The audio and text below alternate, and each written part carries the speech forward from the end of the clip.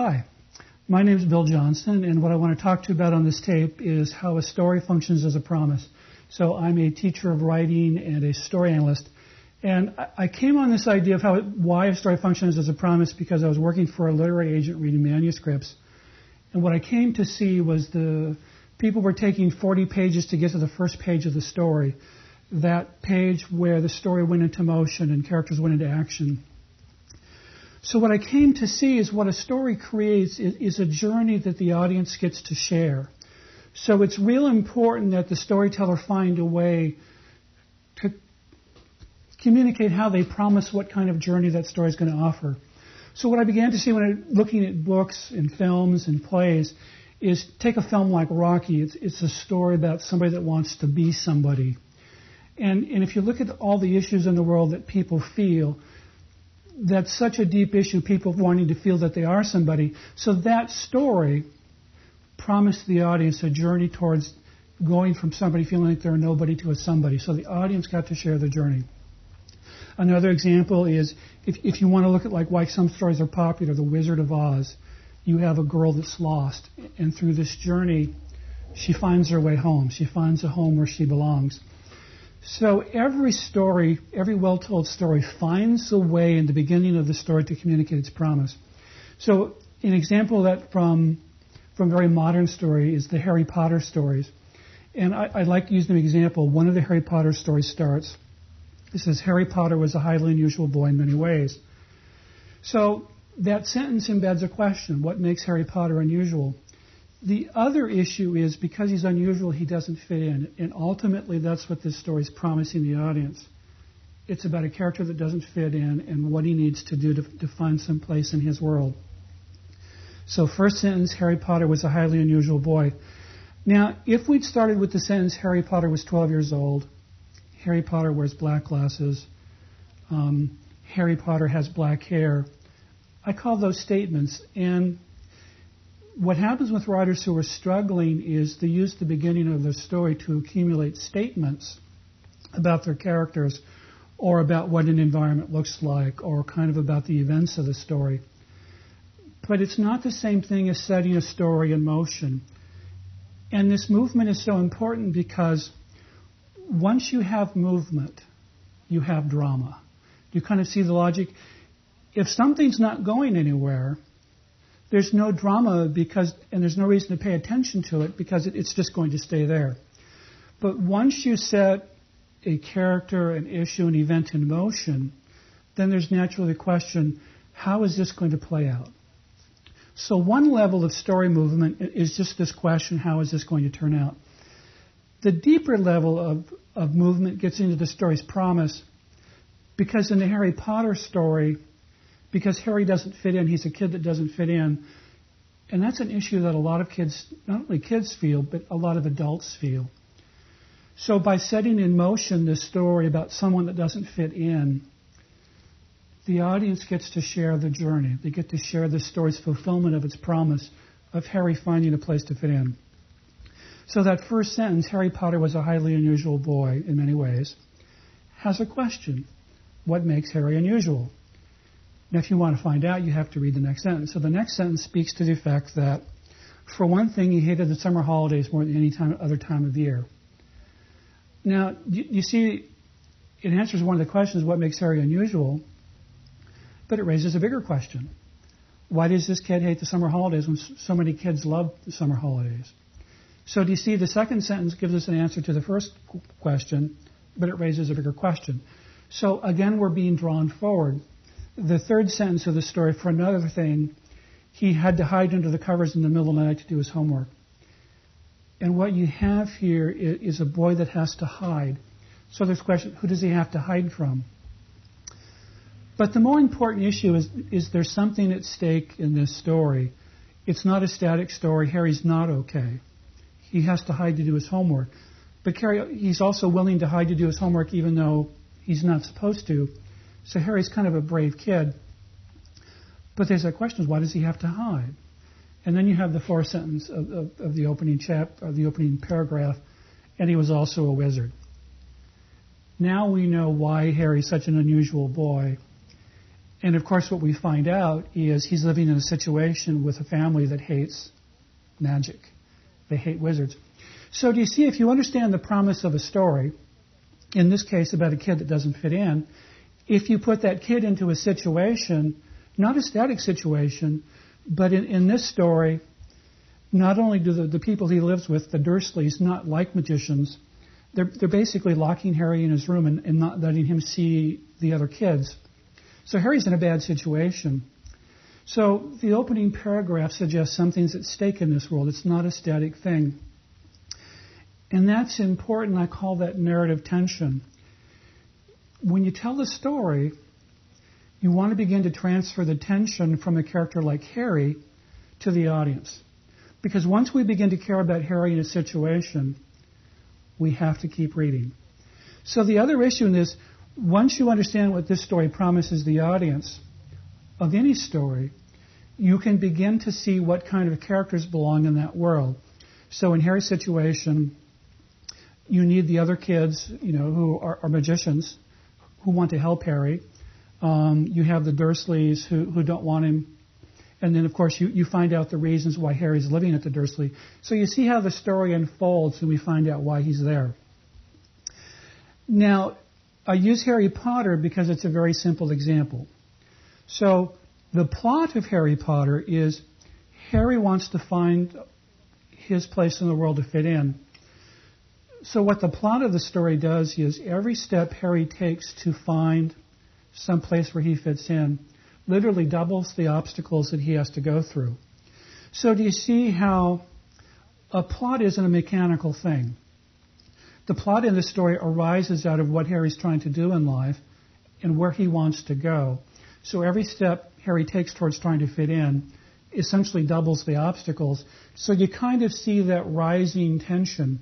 Now, once the audience buys into wanting to see Harry, work this out, then the plot makes the story deeper. Ultimately, when Harry does find a way to fit in, I call it fulfillment. The story fulfills its promise in a way that's very gratifying. Now I'd like to talk about a novel that's a little bit more contemporary, a little bit more adult. And the story is The Prince of Tides. And I love this story. And the opening sentence of Prince of Tides is, "My wound is geography." Now, that communicates the promise of the story, because if you have a wounded character, you see, you automatically have a question about how is this character wounded? Can they find healing? So ultimately, this story is about how this man who's wounded finds healing. So do you see, if Conroy had started that story, my name's Tom Wingo. I'm a high school football coach in college in South Carolina. My father was a shrimp captain.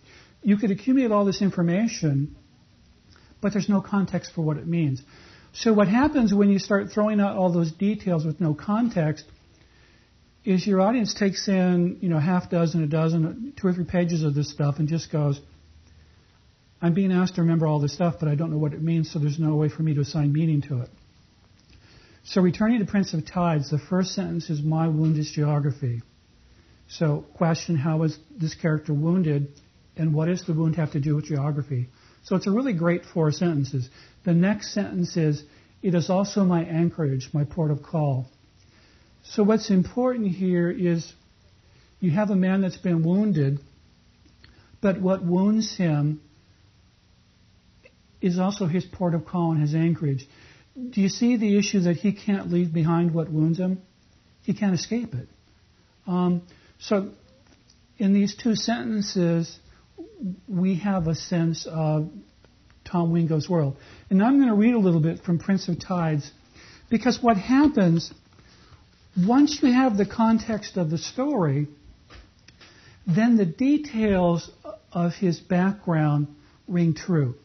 So do you see, once you set something in motion based on what this story is promising the audience, all you have to do is suggest the promise. Then the details you begin to give us in this story about Tom Wingo, do you see they have a purpose? So here's the next paragraph of Prince of Tides. "I grew up slowly beside the tides and marshes of Colleton. My arms were tawny and strong from working long days on the shrimp boat in the blazing South Carolina heat. Because I was a wingo, I worked as soon as I could walk. I could pick a blue crab clean when I was 5. I had killed my first deer by the age of 7, and at 9 was regularly putting meat on the family's table. I was born and raised on a Carolina sea island, and I carried the sunshine of the low country inked in dark gold on my back and shoulders. As a boy, I was happy above the channels, navigating a small boat between the sandbars with their quiet nation of oysters exposed on the brown flats at the low water mark. I knew every shrimper by name, and they knew me and sounded their horns when they passed me, fishing in the river. So do you see what this paragraph is giving us is an answer to the question, what makes this place his anchorage and his port of call? And this paragraph answers that question. But we still have the question, what wounded him? So now we keep going. When I was 10, I killed a bald eagle for the pleasure, for the singularity of the act, despite the divine exhilarating beauty of its solitary flight over schools of whiting. It was the only thing I had ever killed that I had never seen before. After my father beat me for breaking the law and for killing the last eagle in Colleton County, he made me build a fire, dress the bird, and eat its flesh as tears rolled down my face. Then he turned me into Sheriff Benson, who locked me in a cell for over an hour. My father took the feathers and made a crude Indian headdress for me to wear to school. He believed in the expiation of sin. I wore the headdress for weeks, until it began to disintegrate feather by feather. Those feathers trailed me in the hallways of the school as though I were a molting, discredited angel. It's beautiful language, and what it's doing is, he doesn't just say, I grew up in an abusive household. That's obvious. He lets us feel, really feel, what it was like for this young man to grow up with an abusive father. We feel that. But it's also an answer to the question, how is geography both his wound and his port of call? Then he keeps going. Never kill anything that's rare, my father had said. I'm lucky I didn't kill an elephant, I replied. You'd have had a mighty square meal if you had, he answered. My father did not permit crimes against the land. Though I have hunted again, all eagles are safe from me. Now, the point I want to stop and make here is the father's not simply bad. He loves the land. There's this horrible punishment for his son killing the eagle. But the father's not this completely evil character. And because he's not completely evil, we don't know how the father's going to react in any particular situation. So do you see why we have to pay attention to the father? Because we don't know ahead of time what he's going to do. That's what makes a character dramatic. You don't quite know what they're going to do. You have to follow them. You have to pay attention. You have to keep your attention within the body of the story. Now we keep going. It was my mother who taught me the southern way of the spirit in its most delicate and intimate forms.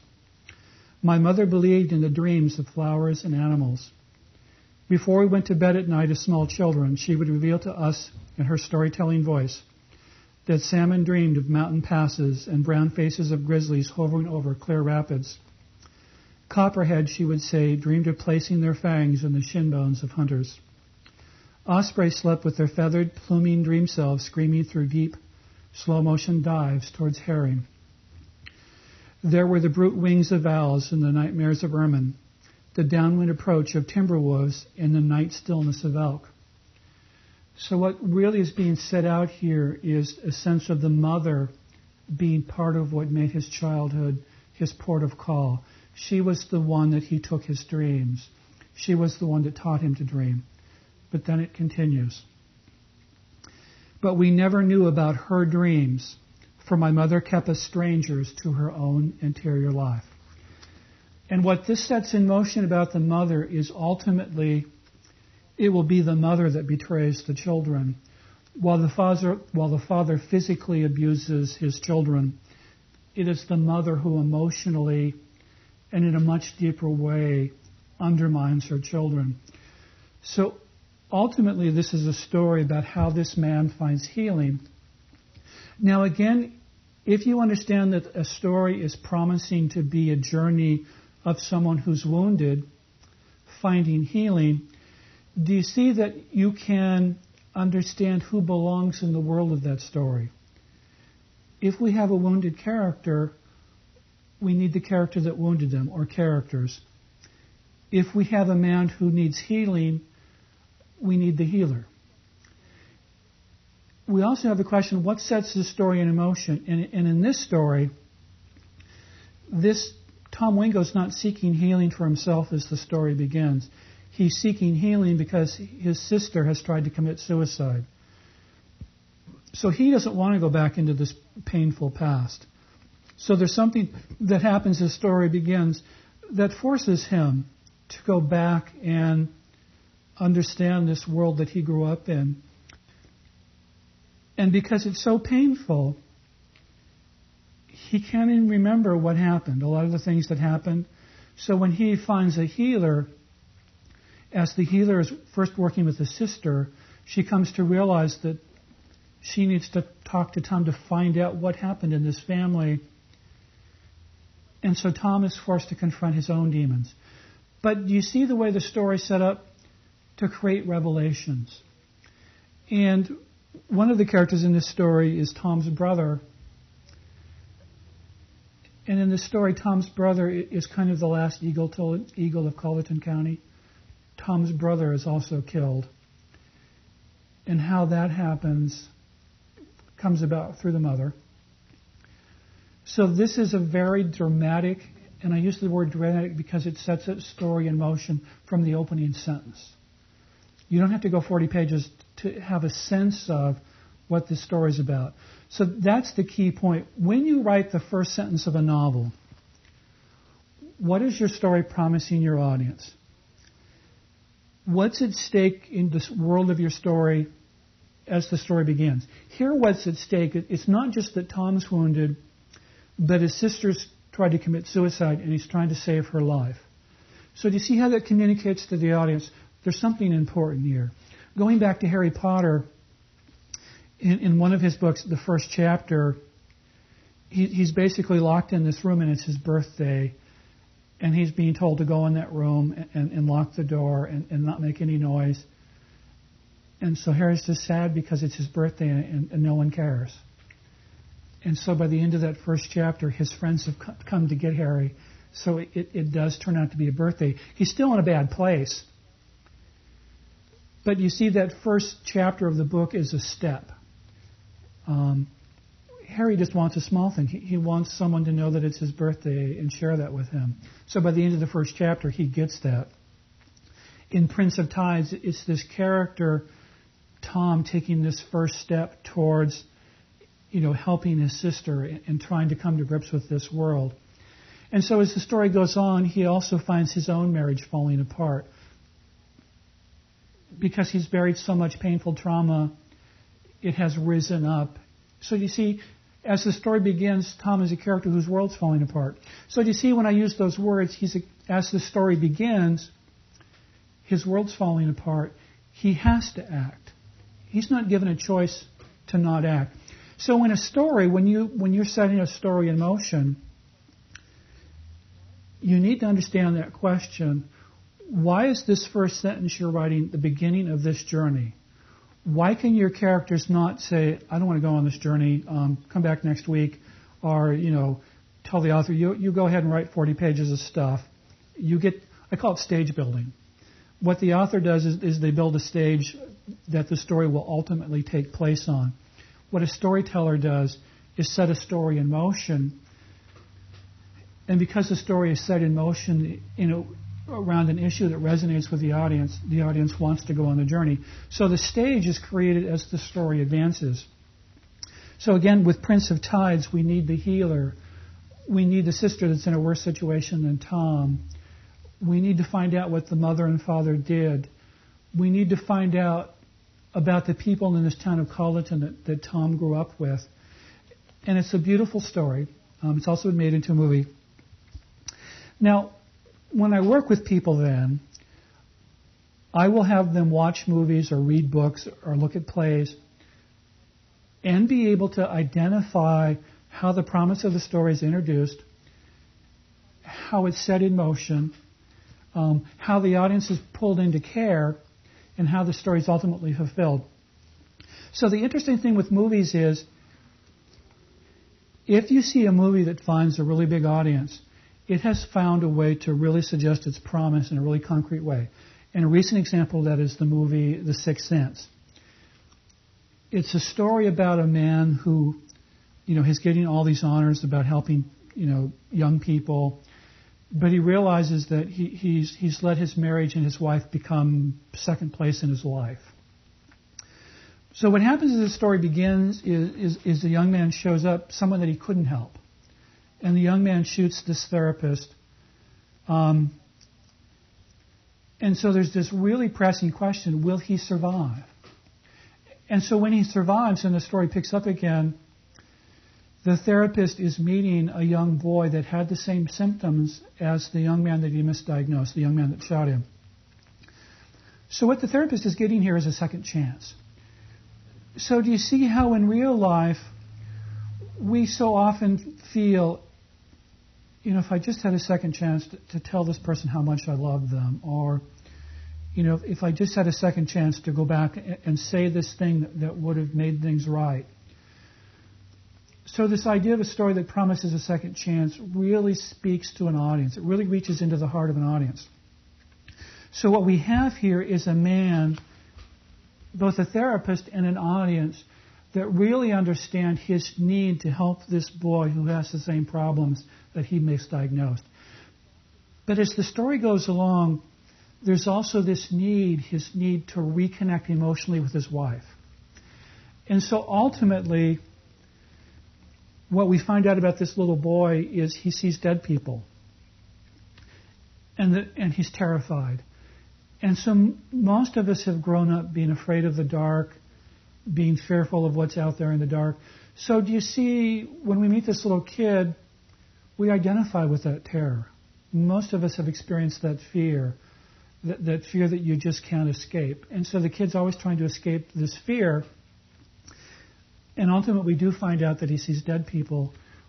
So as the therapist is trying to help this kid, he tries harder and harder to reconnect emotionally with his wife. There's like an anniversary dinner where he comes in late because he's been helping the kid, and the wife's all dressed up, and she's beautiful, and there are flowers on the table, and he sits down and he starts explaining why she's late. And she's crying, and she just gets up and leaving. He thought, he blew it again. But ultimately, what we find out is he died in the beginning of the movie. And this kid that can see dead people helps him see that there's a way that he can talk to his wife again when she's asleep. And he can go to her while she's sleeping and tell her just how much he loves her. And when he does that, the wedding ring falls off her finger and he can leave. So he has helped this boy go on this journey to being able to understand what the dead people want. But he's also gotten this second chance to tell his wife how much he loves her. So do you see that in real life we often miss that chance to tell someone how much we love them? So in this story, the plot's about this, the kid seeing the dead people, but the story's about this man that gets a second chance to tell his wife how much he loves her. And that's what gives the story meaning. So an example of a story with a similar plot that didn't have the same depth of story, there was a film that came out about the same time as The Sixth Sense called Stir of Echoes. So what I teach is that a story has a storyline based on that issue of human need that the story promises to act out, and it has a plot line. So the storyline of The Sixth Sense is about this man that wants a second chance to help this kid and to reconnect with his wife. The plot of The Sixth Sense, of course, is he keeps trying with more and more desperation to reconnect with his wife, and he keeps trying with more and more desperation to help the kid. So you kind of see this rising level of tension for the character, but also for the audience. So by the story becoming this rising level of tension, the story ultimately becomes more fulfilling, more satisfying for the audience. Now, if you take Stir of Echoes, it's a story about a man, Kevin Bacon, wonderful actor, who feels that the ordinariness of his life is crushing him. So they start by introducing the story. And what happens is he has his wife's sister hypnotizes him, and it opens him up psychically, and he starts seeing visions of this dead girl. So what happens in Stir of Echoes is they kind of walk away from this issue of this guy feeling that his ordinary life is crushing him. So instead of advancing along a storyline and a plot line, you're simply advancing along a plot line with the question, who murdered the girl? The problem with the story's plot line is, about a third of the way through the film, it's very obvious who murdered the girl. So in Sixth Sense, you're emotionally engaged in, can this guy reconnect with his wife? Can he help the kid? In Stir of Echoes, they let go of that issue of this guy's sense of this ordinariness of his life crushing him. And so the plot kind of deflates because the story's not as emotionally gripping. Now you reach a certain point where they actually re-engage with this issue of this guy feeling the ordinariness of his life is crushing him. They reconnect to that. And then the story builds again to a very satisfying end. But there's just this middle section where the storyline became muted.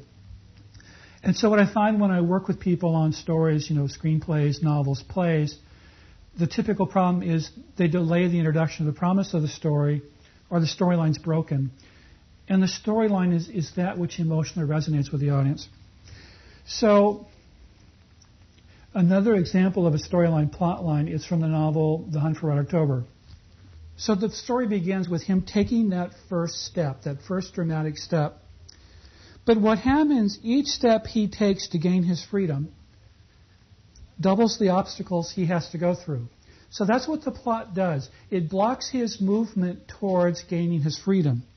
So each step he takes towards gaining his freedom, the story advances along a storyline. But it also advances along a plot line.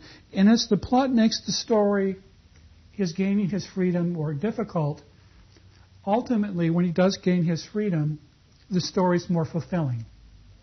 So plot creates resolution. He does gain his freedom. But the story creates fulfillment. We get to experience that journey.